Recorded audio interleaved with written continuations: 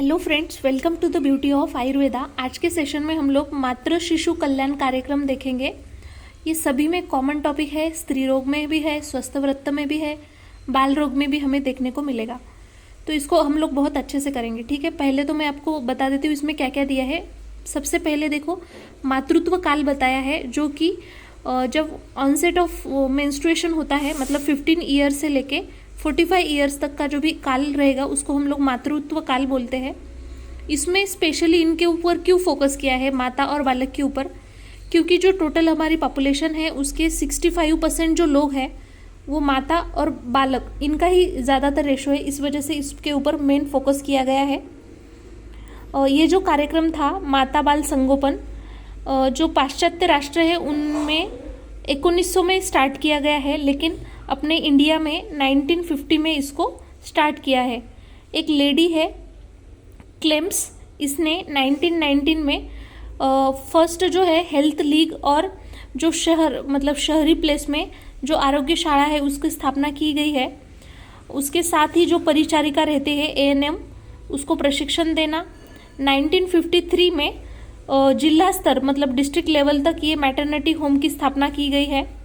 उसके बाद 1955 आपको याद रखना है, इसमें माता बाल संगोपन जो है इसकी सेवा जो है ग्रामीण मतलब जो भी गांव रहते हैं वहाँ पे प्राथमिक आरोग्य केंद्र के साथ इसको मिलाया गया है।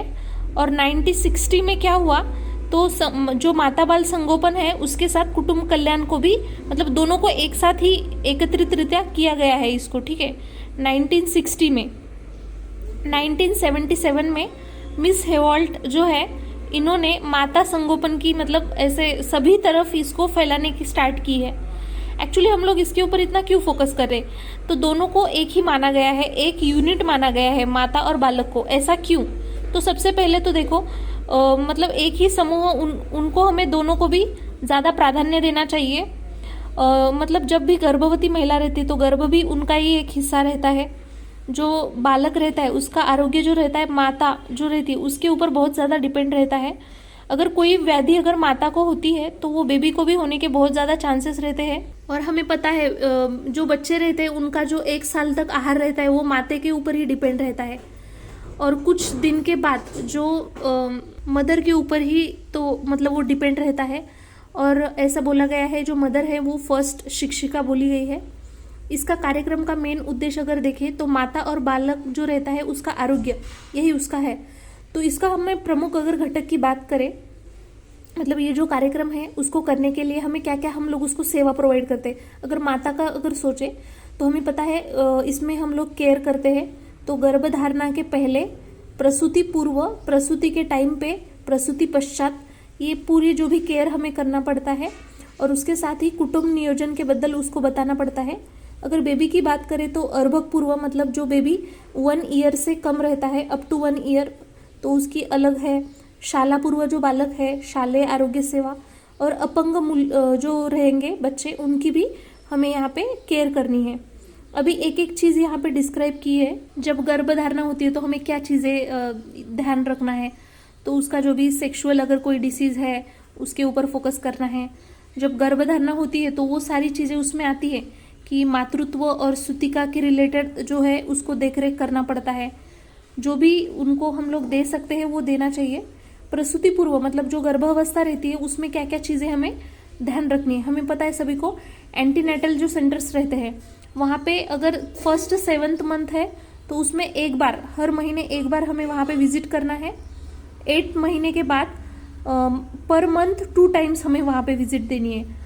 और 9 मंथ में तो हमें हर वीक वहाँ पे विजिट देनी है ANC में। तो यहाँ पे आप लोग देख सकते हैं, अगर कोई वर्किंग वुमन है समझो जिसका पॉसिबल नहीं है बार बार, तो एटलीस्ट वो पूरे जो गर्भवती काल रहेगा उसमें 4 तो भी मिनिमम विजिट्स वहाँ पे उसकी होनी चाहिए। तो प्रथम जो विजिट होनी चाहिए तो फर्स्ट जो मतलब वीक रहेगा उससे ही स्टार्ट हो जाती है। उसके बाद द्वितीय जो है 14 to 26 वीक में, तृतीय जो है 28 to 34 और चतुर्थ जो है 36 वीक्स। ये आपको याद रखना है। और ये याद रखना है जो तृतीय जो वो भेंट मतलब वहाँ पे विजिट कर रही है तो वैद्यकीय अधिकारी के सामने होनी चाहिए, ताकि उसको जो भी वहाँ पे जो टेस्ट है जैसे कि हीमोग्लोबिन जो भी यूरिन टेस्ट है, शुगर टेस्ट है, उसका ब्लड ग्रुप कौन सा है, RH फैक्टर, VDRL टेस्ट, ये सारी चीज़ें उसमें होनी चाहिए। और हमें सभी को पता है माता को हम लोग धनुर्वात जो रहता है टिटेनस, उसकी हम लोग वैक्सीन देते हैं, वो सारी चीज़ें उसमें आ जाएंगी। उसके साथ ही उसको मातृकर्म शिक्षण और कुटुंब कल्याण के बाबत उसको थोड़ी सी इन्फॉर्मेशन भी देनी है। उसके बाद जो प्रसूति का टाइम रहेगा तो वो प्रसूति कैसी होनी चाहिए, तो निर्जंतुक, असेप्टिक होनी चाहिए, ठीक है। अगर समझो हम नॉर्मली देखते हैं गांव में जो रहता है 90% प्रसूति जो रहती है तो घर में ही होती है और 10% हॉस्पिटल में होती है, मतलब जहाँ पे क्लिनिकली हम लोग बोल सकते हैं। तो वहाँ अगर घर में भी होती है तो भी मतलब उनका ये अप्रोच रहता है कि जो घर में जो बच्चे रहेंगे दूसरे या फिर घर काम रहेगा उसमें उनको ध्यान देने में ईजी हो जाएगा। लेकिन इसमें अगर ऐसा कर रहे तो उसमें वो जो दाई रहेगी वो भी शिक्षित होनी चाहिए, ऐसा बोला है। और मदर को अच्छे मतलब ज़्यादा टाइम तक हमें कैसे करना है, उसको आराम करने के लिए भी बोलना है, मतलब अदर काम ज़्यादा छोड़ के। प्रसूति पश्चात अगर समझो उसकी डिलीवरी हो गई, ठीक है, तो उसके बाद जो कॉर्ड रहती है, अम्बिलिकल कॉर्ड, अर्भक की जो नाल रहती है, उसकी वजह से कोई संक्रमण नहीं होना चाहिए, ठीक है। ये भी चीज़ यहाँ पे याद रखना है। अगर कोई स्त्राव वगैरह आ रहा है तो उसके रिलेटेड भी उसको नॉलेज होनी चाहिए। माता को दूध के रिलेटेड जो भी है, बच्चों को जो पिलाने का जो है, उसके स्तन की जो केयर लेनी चाहिए, ये सारी चीज़ें उनको बताना चाहिए। और इनके बीच में ही वहाँ पे हमें एक मतलब हर महीना एक बार तो भी विजिट करवानी चाहिए। कुटुंब नियोजन बाबत, क्योंकि देखो डिलीवरी हुई रहती है तो वो जो गर्भ का आकार रहता है वो बड़ा हुआ रहता है ना, इस वजह से शस्त्रक्रिया भी इजीली कर सकते हैं, इसलिए उसको एबॉर्शन मतलब जो भी है करने के लिए हम लोग उसको बोल सकते हैं। बच्चों के लिए क्या क्या सेवा है, तो सबसे पहले अगर अर्भक की बात करें, ठीक है, तो उसमें अर्भक में हमें जो भी उसकी रक्षा है, उसकी कितनी ग्रोथ हो रही है, कितना विकास हो रहा है, ये सारी चीज़ें देखनी है। त्वरित उसको वैद्यकीय सलाह देना है, जो माता का दूध है उसके रिलेटेड वैक्सीनेशन, ये सारी चीज़ें उसमें देना है। अगर ये सारी होने के बाद भी अगर कोई उसमें डिसीज दिखता है तो उसका निदान और चिकित्सा भी है। शाला पूर्व मतलब जो बच्चे 1 से 3 साल के बीच में है, ठीक है, इनमें हमें आहार के ऊपर मेन फोकस करना है। और अगर कोई ऐसा आहार है जिसकी वजह से रक्तक्षय हो रहा है या फिर विटामिन ए की कमी हो रही है जिसकी वजह से अंधत्व आ सकता है, तो उसको भी हमें अवॉइड करना है। शालेय आरोग्य सेवा में 5 to 14 ईयर्स के बीच में जो बच्चे रहते हैं उनको जो भी वैक्सीन वगैरह रहती है, उनकी ग्रोथ डेवलपमेंट, इसके ऊपर फोकस करना है।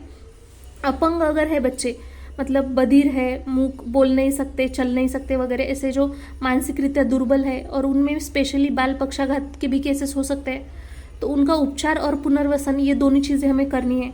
अभी मातृकर्म शिक्षण, मदर क्राफ्ट, मदर को क्या क्या चीज़ें हैं जो हमें समझानी चाहिए, अर्भक काल में उसको क्या क्या चीज़ें हैं कि अर्भक काल में कैसे होता है, उनकी एनाटॉमी, फिजियोलॉजी बच्चों में कैसी होती है, इसके बारे में हमें उसको बताना है। तो इसमें सारी चीज़ें आती है, जैसे गर्भ प्रसव अवस्था में उसकी जो शरीर रचना रहती, क्रिया कौन सी चीज़ें वो करता है, उसकी नॉलेज उनको होनी चाहिए। उसके साथ गर्भावस्था की जो भी वो रेडी होनी चाहिए, उसके लिए आहार कौन सा लेना चाहिए, दुग्ध विषय माहिती देनी चाहिए, जो बच्चे के कपड़े वगैरह रहते उसके रिलेटेड कौन सी समस्या आ सकती है, और नवप्रसव अगर है तो संतति नियमन कैसे करें, मतलब उसके रिलेटेड भी बताना चाहिए। अगर हाई रिस्क मदर है तो उसमें कौन सी समस्याएं आ सकती है, तो जो मदर समझो 18 ईयर से कम और 30 से ज़्यादा है वो इसमें आ जाएंगे हाई रिस्क में। जिनकी जो हाइट रहेगी 140 सेंटीमीटर से कम है, या फिर जिसको 3 से ज़्यादा बच्चे हैं, जिसका बहुत बार बार मतलब गर्भपात हुआ है, मतलब कोई बच्चा है तो वो स्टिल बर्थ ही उसको हो रहा है बार बार, तो ये भी बताना है।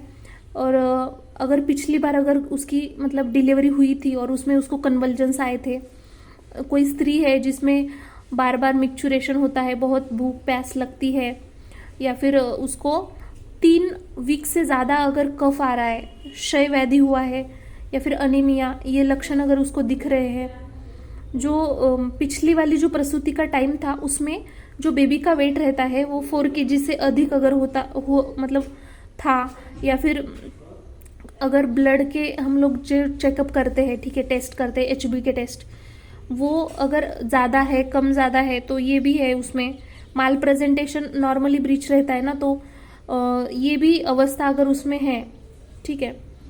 तो इसमें ये भी है कि उसमें अगर ट्विन बेबी अगर ये होते, सॉरी इसमें ब्रीच, वो मैं गलती से बोल गई, तो ब्रीच अगर है तो, और ट्रांसवर्स लाई अगर है तो, और ट्विन हाइड्रोमाइंस की टेस्ट अगर है, मतलब ज़्यादा अगर फ्लूइड उसमें प्रेजेंट है, या फिर हम लोग बोलते हैं कि सिजेरियन सेक्शन जिसका हुआ है, हार्ट डिसीज, वृक्क रोग, मधुमेह, यकृत विकार, ये सारी चीज़ें अगर उसमें प्रेजेंट है, ये सारी केसेस में हमें उसका निदान करवाना है, और जो तज्ञ स्त्री वैद्य रहेंगे उनकी हेल्प लेनी है इसमें।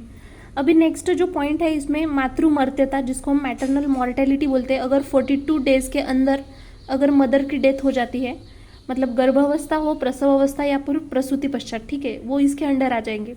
1 लाख अगर पॉपुलेशन है तो उसमें 178 इंडिया में और 87 महाराष्ट्र में ऐसा रेशो हमें मैटरनल मॉर्टेलिटी जो रेशो है वो मिलता है 2010 से 12 तक का, ठीक है। मतलब इसमें भी बोला है 12.4 ऐसे रेशो यहाँ पे बताया है।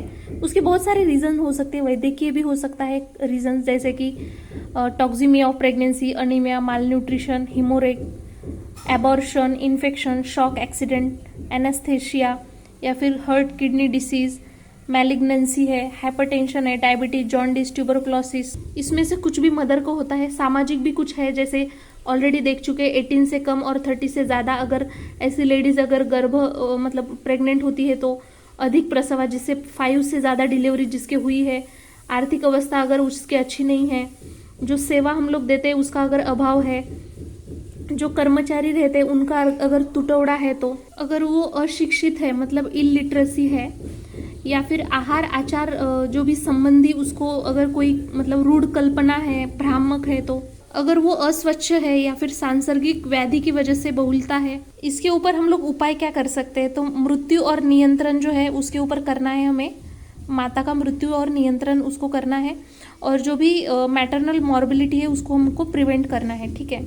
कुछ चीज़ें हैं, प्रसूति पूर्व परीक्षण हम लोग जिसको एंटीनेटल सर्विलेंस बोलते हैं, ये हम लोग क्यों करते हैं, ठीक है। तो प्रसूति करता मतलब कोई भी अड़चन अगर आ रही है, मतलब असाध्य भाभी जो रहेंगी उनकी त्वरित हमें माहिती मिल जाती है, गर्भावस्था सुरक्षित हो जाती है, ठीक है, और अच्छे से उसकी वृद्धि हो जाती है। अगर कोई व्याधि है उसका हमें जल्दी पता चल जाता है, जो शारीरिक मानसिक है उसके लिए हम लोग उसको तैयार कर लेते हैं, और बेबी जो रहेगा नवजात उसका संगोपन पोषण करने के लिए। हिस्ट्री की बात करें तो हम लोग इसमें कुछ परीक्षण करते हैं, जैसे history of personal health of mother, family health की हिस्ट्री, डिटेल मेडिकल एग्जामिनेशन, कटिर मापर, योनि परीक्षण, उदर परीक्षण, उसका जो वेट है, रक्तचाप परीक्षण, प्रयोगशाला मतलब क्लिनिकल कुछ हम लोग टेस्ट करवाते हैं, जैसे complete urine analysis, stool examination, total haemoglobin, blood group and RH factor, VDRL परीक्षण, मदर का इम्यूनाइजेशन, ये सारी चीज़ें हैं। उसके साथ ही अगर कोई उसको आजार है जैसे हृदय विकार, वृक्क विकार वगैरह, तो उसमें भी हम लोग उसके रक्तक्षय, गर्भपात में जो भी विषमयता है, प्लेसेंटा प्रीविया, पेरिनियल टियर है, cervical damage, uterine prolapse, laxity of vagina, puerperal sepsis, ये जो भी चीज़ें हैं तो उसका हम लोग प्रिवेंट करने की कोशिश करते हैं। जो भी एक्सपर्ट डॉक्टर रहेंगे उनके अंडर हम लोग ये चीज़ें करने की ट्राई करते हैं। मतलब हम लोग क्या चीज़ें हम लोग हैं, डिलीवरी से पहले हम लोग क्या चीज़ें फोकस करनी चाहिए, जैसे अन्न सेवन है, स्वच्छता है, विश्रांति, बद्धकोष्ठ प्रतिबंधन, रेगुलर एक्सरसाइज, धूमपान, मद्य, ये सारी चीज़ें वर्ज्य है, दंत धावन है, स्तन जो है रहेगा उसकी जो भी केयर करनी चाहिए, हमेशा हैप्पी रहना चाहिए, जो क्वाइटस है उसको भी अवॉइड करना चाहिए लास्ट 3 मंथ तक, जो कुछ मेडिसिन है उसको हमें हमेशा वर्ज करना चाहिए, जैसे थैलिडोमाइड है, कार्टिकोस्टेरॉल है, कॉर्टिकोस्टेरॉइड्स और LSD है, स्ट्रेप्टोमाइसिन, टेट्रासाइक्लिन, ये सभी चीज़ें अगर एक्सरे की ज़रूरत है तभी करना चाहिए, अदरवाइज अवॉइड ही करना चाहिए। अगर उस मदर को पैर पे बहुत ज़्यादा स्वेलिंग आई है, या फिर उसको झटके आ रहे, शिरशूल, योनिद्वार से रक्तस्राव हो रहा है, तो भी हमें उसमें तज्ञ व्यक्ति का सलाह लेना चाहिए। ये तो चीज़ें पता है। प्रसव अवस्था जो रहती है उसमें हमें 90% जो है होम डिलीवरी रहती है ग्रामीण इसमें, और 10% जो है इंस्टीट्यूशनल डिलीवरी, और शहर में जस्ट अपोजिट रहता है, ठीक है। अगर हो भी रहा है तो हमने देखा था प्रशिक्षित दाई होनी चाहिए, HV मतलब यहाँ पे जो भी रहेगा प्रशिक्षित होनी चाहिए, ठीक है। और उसके बाद यहाँ पे कुछ चीज़ें बताई है, जैसे कि क्या क्या मतलब वो तज्ञ व्यक्ति की हमें नीड कब कब ज़रूरत पड़ सकती है। अगर वो जो लेडीज़ है वो नाजुक प्रवृत्ति की है, तरुण अवस्था में है, प्रौढ़ प्रथम अवस्था में है, उसको ट्विन बेबी अगर है, उसके साथ जो सिजेरियन अगर हुआ है, पहली डिलीवरी जो है, उस दोनों बच्चों में अंतर बहुत ज़्यादा अगर है, जो ब्लड ग्रुप है उसमें अगर कम है उसमें, या फिर उसको हृदरोग, क्षय, वृक्क विकार, मधुमेह ऐसे कोई व्याधि है, या फिर ग्रह परिस्थिति प्रतिकूल है, तो ये सारी चीज़ें हैं उसमें कि हमें वहाँ पे एक अच्छी तज्ञ व्यक्ति, चिकित्सक की ज़रूरत पड़ सकती है। अभी प्रसव के बाद क्या क्या पोस्टनेटल सर्विलेंस क्या क्या है, परीक्षण क्या क्या है, तो इसमें 3 कैटेगरी की है, शारीरिक, मानसिक और सामाजिक। शारीरिक में जो है पहला है अनीमिया, उसके बाद है ब्रेस्ट फीडिंग, उसके बाद आहार है, प्रसूति पश्चात परीक्षण और व्यायाम। मानसिक में डर, बालक के मतलब रिलेटेड अगर उसको कुछ असुरक्षितता महसूस हो रही है, भावनिक भी इमोशनल कोई स्ट्रेस है। सामाजिक में अगर बच्चा ऐसे स्टिल बर्थ हुआ है, या फिर जैसे वो जन्मा है उसके बाद ही वो मर गया है, या फिर उसका लो बर्थ वेट है, कैंसर है ब्रेस्ट में, वंध्यत्व, अगर बेबी जन्मता ही मतलब कोई कंजेनाइटल मालफॉर्मेशन है, या फिर कोई व्यंग उसमें है, फिजिकल हैंडीकैप्ड, तो ये सारी चीज़ों में हम जल्दी से निदान करके उसका उपाय सोचना चाहिए। स्तन्यपान मतलब ब्रेस्ट फीडिंग, इसमें हमें पता है कि बच्चों का पूर्ण आहार माना जाता है, जंतु विरहित होना चाहिए। स्टार्टिंग के कुछ डेज़ का उसको हम लोग कोलोस्ट्रम बोलते हैं, उसके साथ उसमें बहुत ज़्यादा प्रोटीन्स भी रहता है। स्पेशली ये जो श्वसन विकार और अतिसारजन्य विकार है उससे प्रोटेक्ट करता है बच्चों को। ऐसा बोला है 3 to 6 डेज से ही हमें वो नियमित स्तन्यपान करवाना चाहिए, जिसमें एंटीबॉडीज़ भी रहते हैं, वैदिक क्षमत्व बढ़ाता है। मतलब 6 मंथ तक बच्चों को संपूर्ण आहार बोला गया है इसको, स्तन्यपान को।